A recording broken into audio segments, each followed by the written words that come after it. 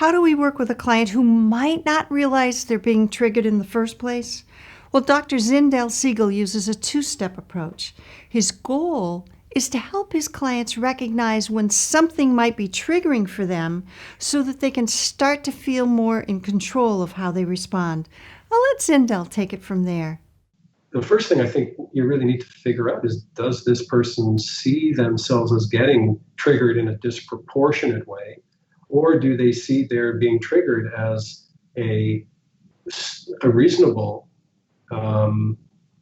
defensive maneuver on their part to respond to like an aggression, to respond to something that's being done to them, someone taking advantage or standing up for themselves, in which case the triggering isn't seen as an aberration. It's actually seen as, no, I'm actually looking after myself. I'm standing up for myself. And so then that whole meaning of trigger, which can be seen as pejorative if the person doesn't have buy-in, that, no, you know what, it's costing me a lot. I'm arriving at work just emotionally drained because all of these incidents are happening on my way to work and my commute. So does the person see it as something that is something they want to work on and change?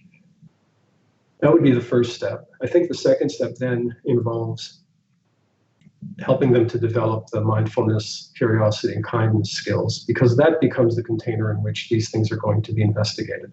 They're not going to be talked through in terms of like a logical pro and con approach. I think they need to be investigated, because often what we consider to be triggers may be lost in a flurry of reaction that happens so quickly the person's not even aware of what comes first and what comes next. So you're trying to slow down that process, slow down and observe. And so then the invitation is to get the person to initially just provide more detail about these things rather than change these things. And so in the provision of detail, it's very similar to what you're doing with a thought record as well. You're getting people to write down the event. Tell me what happened. And then you're getting people inside the event to talk about, well, what were you aware of in your body?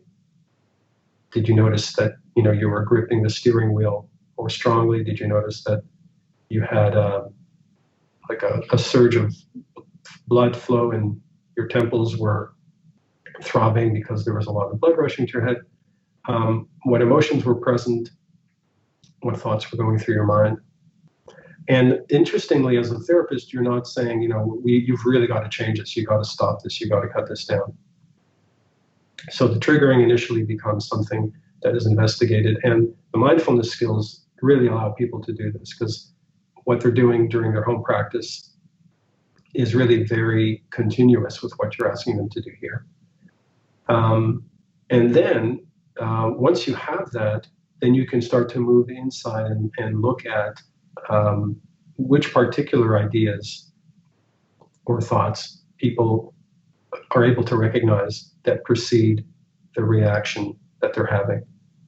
But the point of looking at triggers isn't to necessarily get rid of them. It's to provide the person with the prospect that there can be more elements of choice available to them than is the case with this reactivity. And the other thing that I would add is the concept of automaticity is very important here, because the whole constellation of triggers is something that is automatically packaged and automatically elicited. And people may not recognize that automaticity plays a very large role here. And automatic can serve us in some places, but automatic can also become a problem if it starts to drive too much of our emotional lives, because then we're not really choosing, but we're just being triggered, or we're just being led to a reaction that is already there waiting to happen. And so what that does is it cuts down our ability to choose. As Zindel said, when we're working with a client's emotional triggers, it's important to help them realize that they can take control of how they respond. But right now, I'd like to hear from you. How will you use what you've just heard with your clients today? Please leave a comment below, and I'll see you tomorrow.